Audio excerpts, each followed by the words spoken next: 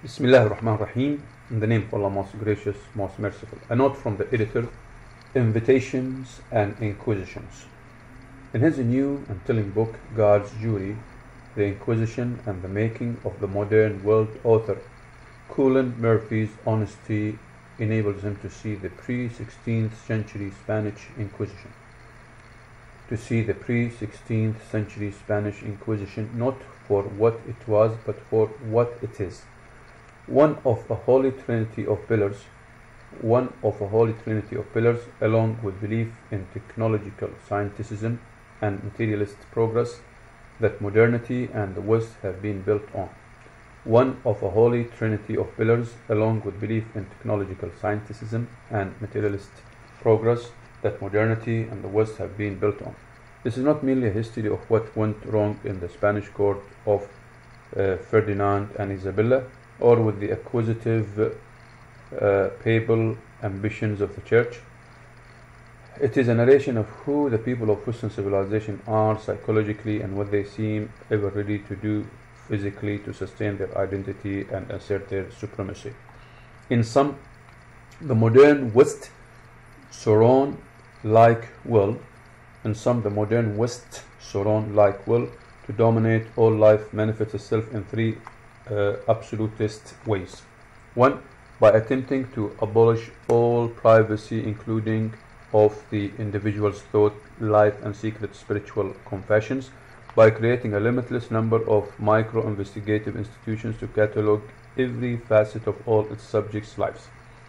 By attempting to abolish all privacy, including of the individual's thought, life, and secret spiritual confessions, by creating a limitless number of micro-investigative institutions to catalog every facet of all its subjects' lives. 2.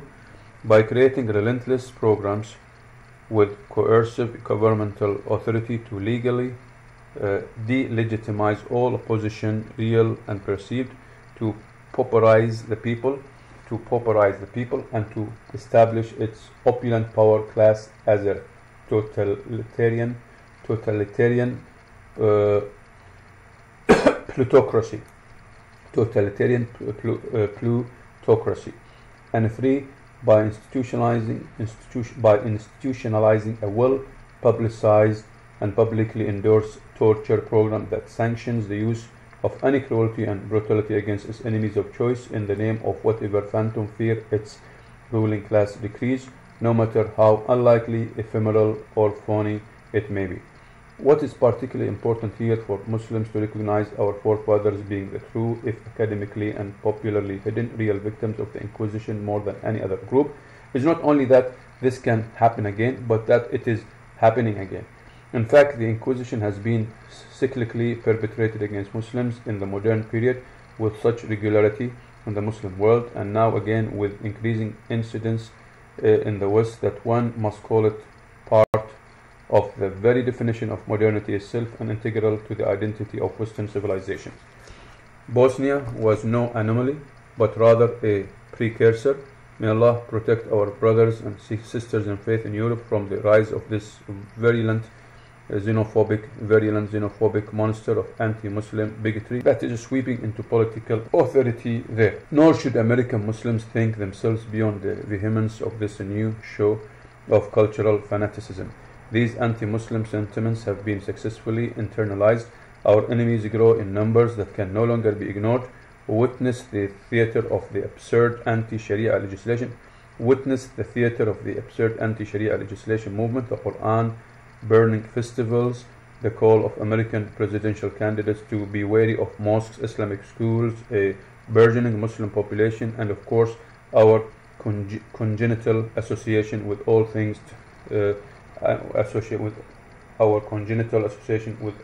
terrorism. Muslims in America, who have proven beyond any doubt of an overwhelmingly good and accepting nature, have responded to this hostile frontal assault on their persons and all they hold sacred by trying ever harder to join the process, to alter their message and the tenor of their rhetoric from the member so as not to abet misunderstanding, to open up their homes, organizations, and communities, to aid, assist, and ameliorate locally, and to self-correct and self-police. I value the goodness of this sentiment among Muslims from a place so deep inside me because it speaks to the sincerity of this community, the God-fearing humility that nothing but belief makes flourish in the human soul, and the genuine human fitrah of innate compassion and love of truth, clemency, and beauty that Islam has kept alive in these humble hearts. But before the implacable, undeserved hostility that is arising against us, as a living witness to this unfathomably reckless hate we face, I cannot help but deem our communal response at the very least naive and irresponsible and perhaps pusillanimous. In a word, it is deeply misguided. On December 31st, atop piles of Patriot Acts, miles of tear-gassed, anti-war, plutocracy protesters, and the smiles of presidentially ordered missile murders of guiltless Muslims, the American government, we have been seeking to support, appease, elect, protect, and praise passes with virtually what are you going to do about it? Blatantly, provocatively, derisive insult against us, the National Defense Authorization Act, under the rubric of counterterrorism. The American military, for the first time since the aftermath of the American Revolution, can arrest anybody anywhere in the world and disappear them to any of its myriad black sites for as long as they say terrorism exists, without notification, judicial authorization, complaint registration, on the mere suspicion of supporting terrorism, substantially, directly, or allegedly, or alleged terrorism's associated forces. Let's see now who might that include. Who might that include? How about 1.25 billion Muslims in the world, for starters? The funny thing is, we are not its true targets. We are the intermediary scapegoats to make it all palatable to those who still think their skin tones and rhotic pronunciations of English will save them. Wrong. What this act is really about is shutting up your average urban Occupy American, and shutting down your typical "why can't I sell my milk and have my gun" rural American. For years I have been saying the same thing, and I ask Allah to forgive my shortcomings.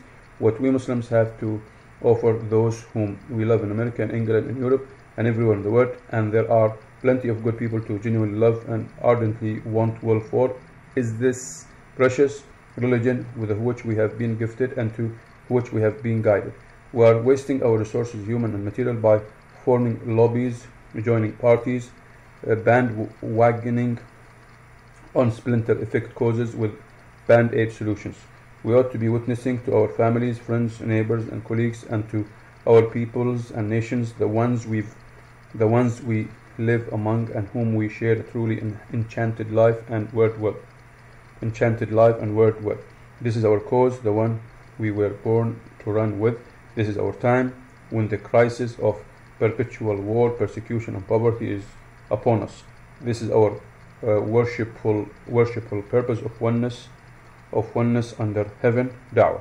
When this beautiful Arabic word has become anathema among Muslims, you know its day has dawned. Let it shine, Muslims, let it shine. Amr Halim.